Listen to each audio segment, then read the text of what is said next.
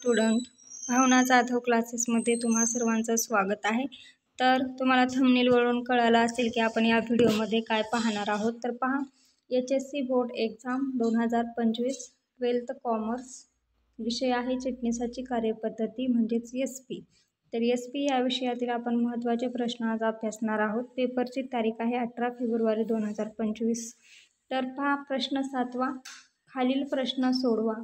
पत्रलेखन आहे, तर 3 प्रश्न विचारले जातील, त्यातील 2 प्रश्न सोडवायचे आहेत। गुण असतील 10, एका प्रश्नासाठी 5 गुण, म्हणजेच पत्रलेखनामध्ये एका पत्राला तुम्हाला 5 गुण भेटतील। तर त्यातील कोणते प्रश्न महत्त्वाचे आहेत, कोणत्या प्रश्नांचा तुम्हाला अभ्यास करून जायचा आहे।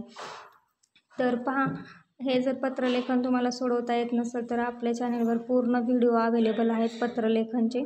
तर पहा, प्रश्न 7वा, खालील प्रश्न सोडवा। यातील प्रश्न पहिला, इलेक्ट्रॉनिक पद्धती ECS द्वारे अंतरिम लाभांशाचे वाटप केल्याचे पत्र भागधारकास लिहा। त्यानंतर सेकंड क्वेश्चन आहे, कर्जरोखेधारकास व्याज अधिपत्राद्वारे व्याज दिल्याचे कळवणारे पत्र लिहा। त्याचबरोबर थर्ड आहे, कर्जरोखेधारकास कर्जरोख्याचे समहक्क भागात परिवर्तन केल्याचे माहिती देणारे पत्र लिहा।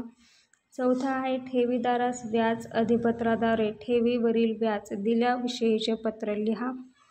5वा आहे, इलेक्ट्रॉनिक पद्धतीद्वारे ठेवीवरील व्याज दिल्याबाबतचे पत्र ठेवीदारास लिहा। तर हे 5 प्रश्न लिहा। त्यानंतर पहा, 6वा प्रश्न आहे, कर्जरोख्याचे वाटप केल्याबाबतचे पत्र लिहा।